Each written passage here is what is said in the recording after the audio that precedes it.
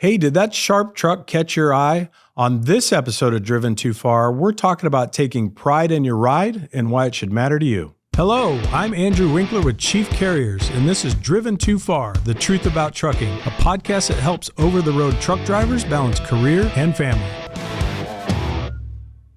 So you just pull into that shipper and you notice a really clean, good-looking truck, and right next to it is a dirty, nasty truck. Which one of those two trucks do you think projects professionalism for a truck driver? Well, today, that's exactly what we're going to talk about. We're talking about taking pride in your ride and why it matters to you. First off, let's think about what does that mean? Your truck is essentially a rolling billboard, not only for you, but for the company and the industry you represent. I want you to think just a minute about what kind of first impressions that clean truck could leave when you roll into that shipper, when you're rolling across the DOT scale, just even at the truck stop. What do people think about that? And what does it say about you and your company? Well, I can tell you from personal experience, I certainly like to keep things clean. I'm probably even a little bit OCD to a point. If you know me personally, you probably know that my pickup truck it's black and it's usually pretty dang clean. But it's pride. I like things that look sharp. I like things that look shiny. I think it reflects on me as who I am as a person. And I believe that's true for professional drivers too.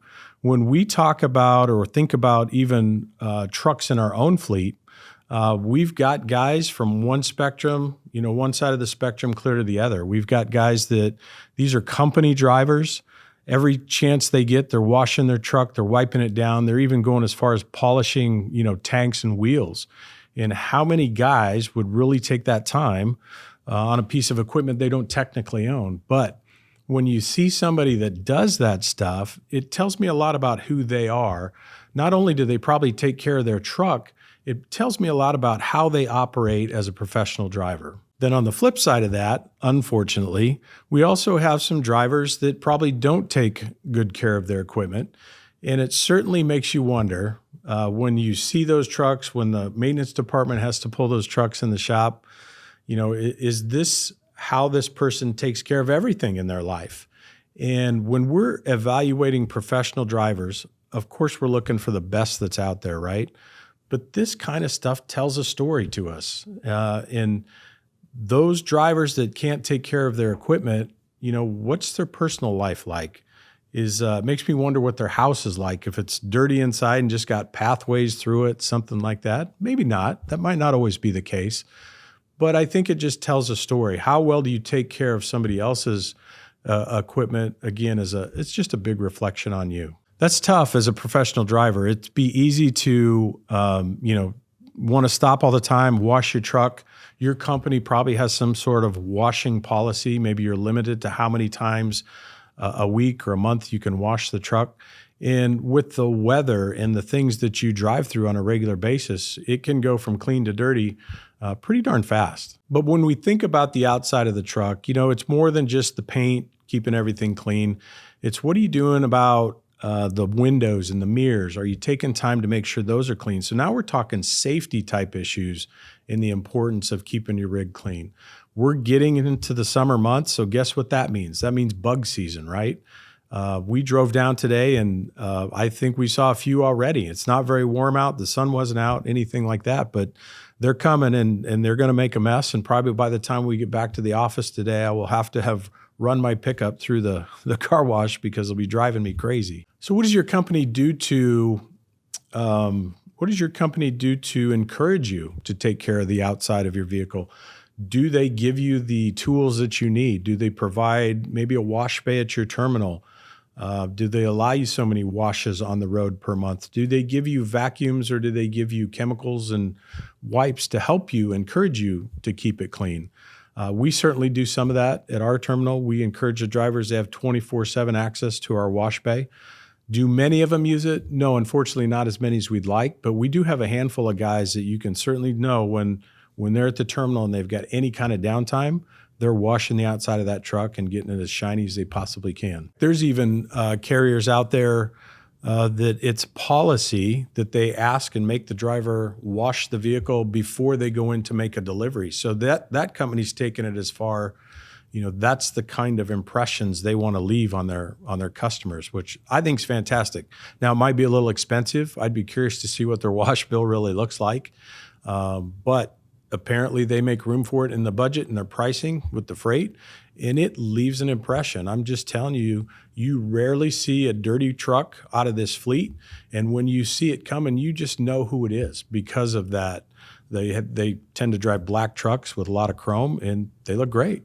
And if you happen to be a flatbed outfit like we are, the other side of that is not just keeping everything clean, but thinking about, do you have a headache rack on the back of your truck? Do you have tarps? Do you have binders, chains, anything like that hanging around? But just, again, keeping those things organized, making sure they're in a good orderly fashion, strapped down safely and stuff. So those are all just great pointers about how to take care of the outside of your truck. And by the way, it made me think about the safety side of things again. If you're not cleaning your vehicle on a regular basis, how do you know when you got a wheel seal or something like that starting to go out?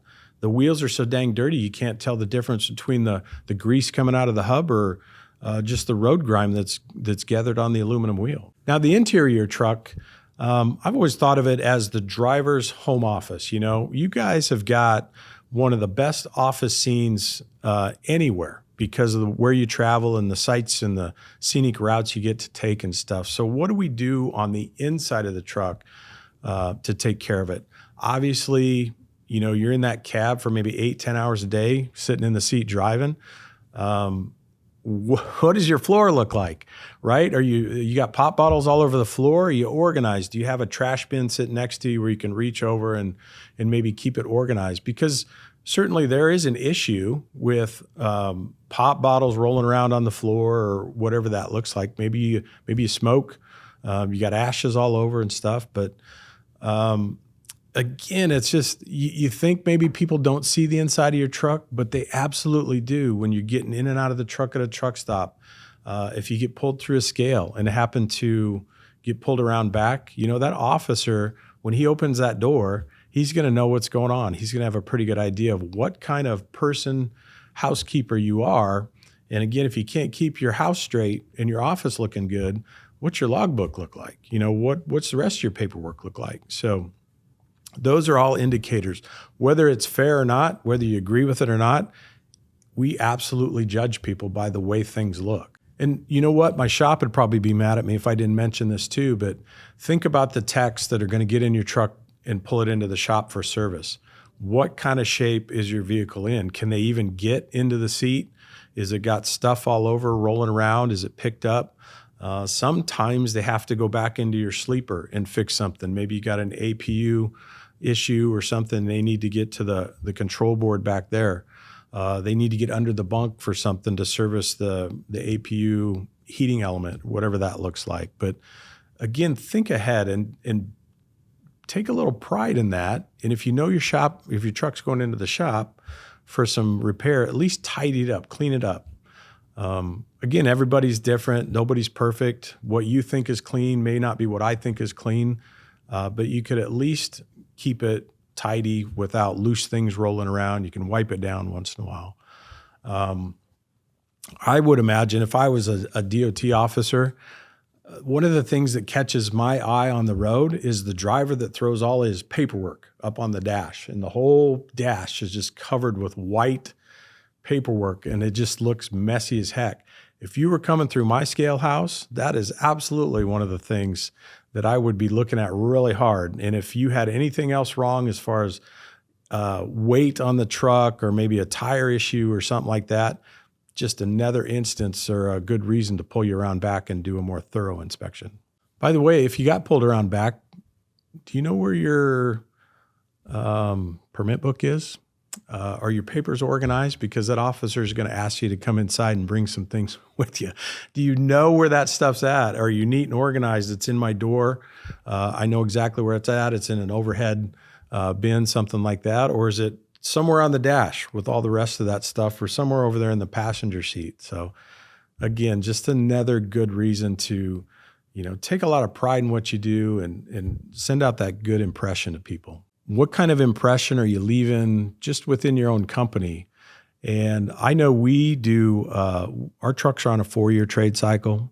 So the way our policy works is once you're assigned a truck, you'll stay in that truck until it's due to come out of service. But I'm just going to tell you, that's not always the case. Just because you may be due for a new truck, you might not get a brand new one. If I feel, from my seat, if I feel you're somebody that doesn't take great care of our equipment, and we've got new trucks coming in, you may not get a new truck. You may be signed to something else, maybe something that's already used.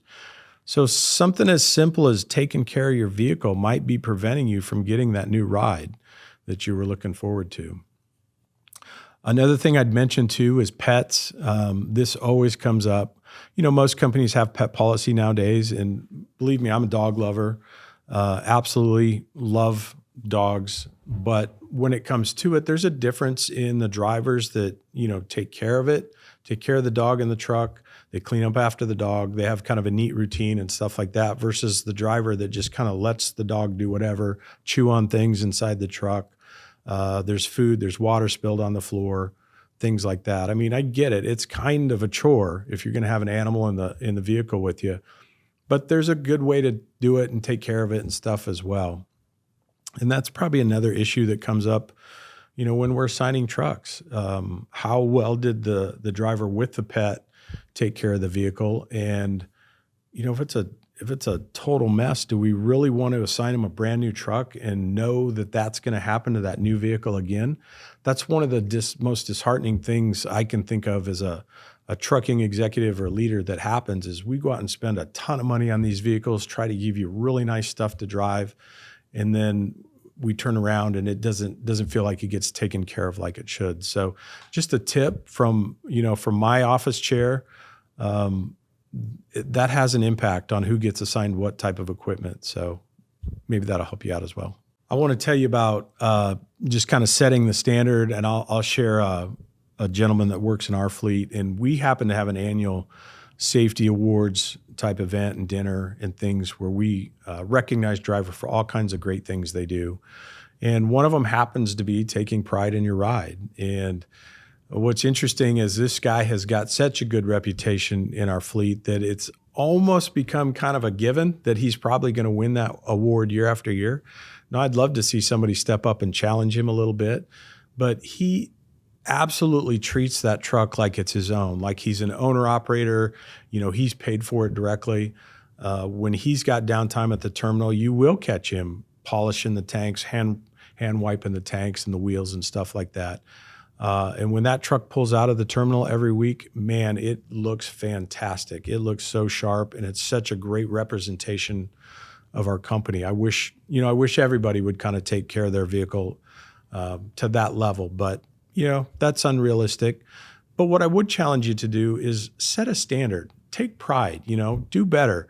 If you're the guy that just, sometimes things like that aren't important to you, whatnot, I'm just going to tell you, if you can make some changes, take better care of the outside, the inside, I think the people that you work with and work for are going to see you at a different level. I think it's that influential of how you take care of your vehicle, and it just speaks volumes about who you are as a professional driver. So I challenge you a little bit. Get out there and spend a little extra time. We've all got downtime on the road, unfortunately, in the truck stop, wherever you spend your evenings. There's no reason you can't wipe down the truck, pick up the trash, get it thrown out, stuff like that. So absolutely take pride in your ride, and I think it'll help your professional career down the road. Thanks for joining us on this episode of Driven Too Far. If you're a professional driver looking for new opportunities, check out the show notes.